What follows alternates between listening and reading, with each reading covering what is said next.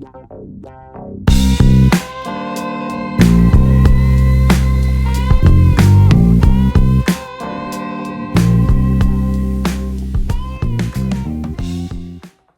everybody, this is Tim from the University of Vinyl. Thanks for tuning in again today. It is a very, very, very cold day today in northern Colorado, and I understand it's like that around much of the country. But anyway, I managed to get out of the house over the weekend, took my wife out to lunch in Denver, and part of the deal was I was going to squeeze in a little visit to a new record shop that I hadn't been to before. In the pre-roll, you saw some scenes, and this place is called Recollect Records. It's in the Golden Triangle neighborhood of downtown Denver, not far from the state capitol and the Denver Museum of Art. Easy street parking, particularly on that day, which was this past Saturday, because it was super cold and there was an oncoming blizzard a few hours out, so not a lot of people around. Anyway, this is a Vinyl Finds video, and this is my my second Vinyl Finds video, and I was happy with what I found that day to get started. Found a super clean copy of Van Halen 2. You know, I've been trying to put together the Van Halen discography for a while now. My preference is the David Lee Roth years. I'm not a big Sammy Hagar fan. You know, I like Standing Hampton. I like a couple of his solo LPs, but I didn't like the fit with Van Halen. Anyway, this thing was super clean. You know, this album came pretty close after the debut album. It had Dance the Night Away on it, Bottoms Up, etc. But super clean copy, and I think it was $8, so the price was right and picked it up. Number 2, another Van Halen. So Women and Children First. This is a favorite of mine in the David Lee Roth run of albums. This and Fair Warning, and the debut in 1984. But this album, really, this has got In a Simple Rhyme, that last track on side 2, one of my favorite Van Halen songs. Again, this thing was super clean. I think it was $11. Women and Children First, really happy to find it. This was in their New Arrivals bin. Both of these albums together were in the New Arrivals bin when I got there. So something a little bit different.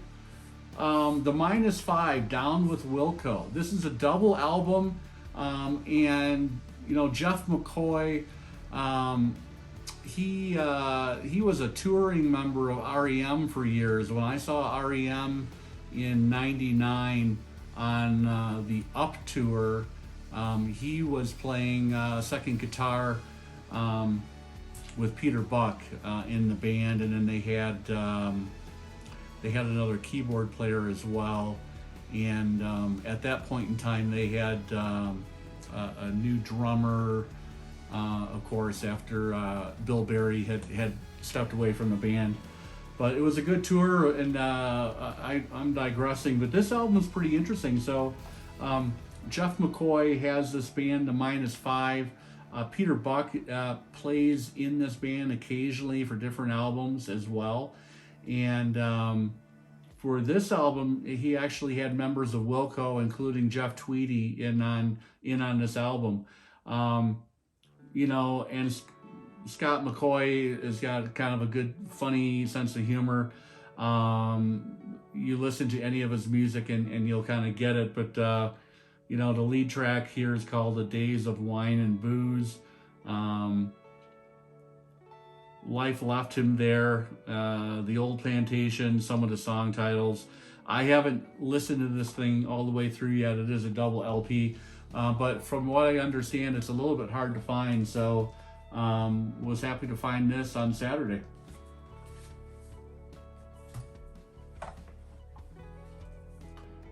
Okay, this is the fourth album that I picked up. I only had a half an hour in this place, and Recollect Records, their forte is soul and funk.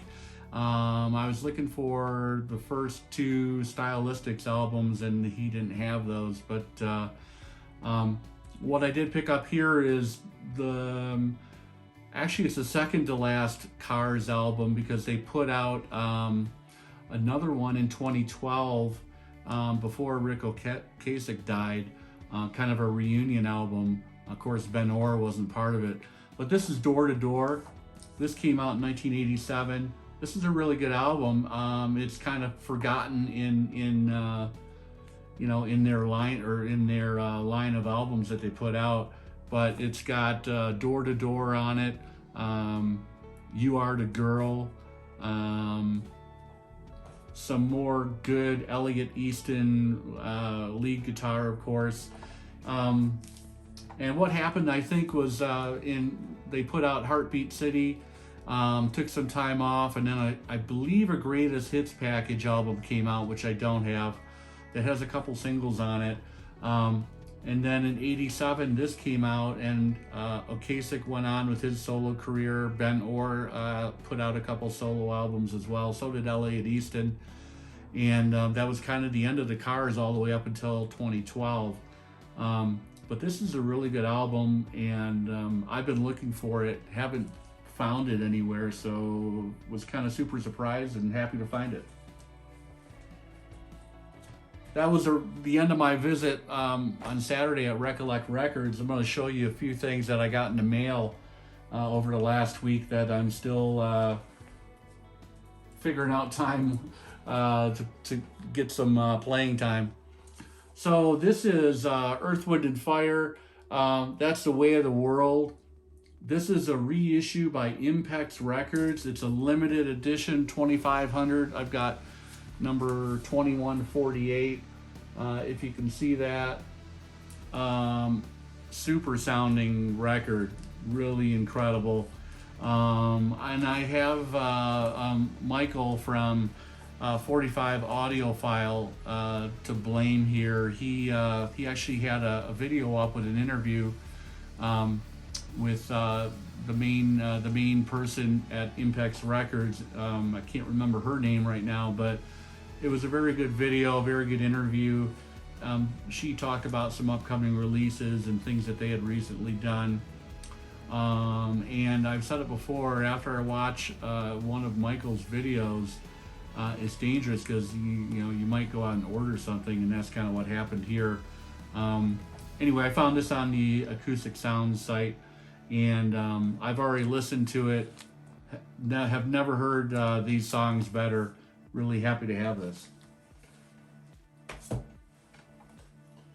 In that same package from Acoustic Sounds, Monk's Dream, the Thelonious Monk Quartet. I'll have to admit, now this is on Impex Records as well. I haven't even opened this yet. Looking forward to playing it. This is my first Thelonious Monk album. I mentioned on a previous video, I'm starting to dig into jazz a little bit more, other than Miles Davis, and this was another, Michael had talked about this release on another one of his videos. I'll drop his channel in the comments below. But excited to have this and looking forward to listening to it. Okay, finally, there it is, the Flying Burrito Brothers. This is a reissue on another audiophile label called Intervention Records, and I actually have Joe Jackson's Night and Day that they had put out last summer, I think it was, or maybe it was a year before that, but that thing sounds amazing. So I didn't hesitate to pick this up. This was through Acoustic Sounds as well. I bought both of these albums in the same package. And again, Michael from 45 Audiophile, he interviewed the president of Intervention Records, and great video. I'll probably drop a link in that to my in my description. But you know, this is a legendary band, country rock. Chris Hillman came from the Byrds, and then so did Graham Parsons. You know, Graham Parsons was a good friend of Keith Richards. So this has got the country rock feel with some kind of rock tinged stuff as well, but a lot of pedal steel also. But this is a classic country rock album, one of the first country rock albums, actually. You could make an argument. Looking forward to giving that a listen. That's Vinyl Finds number 2. Thanks a lot for tuning in today. I'm working on some new videos, so check out the channel, subscribe if you'd like to, leave a comment, and have a great day.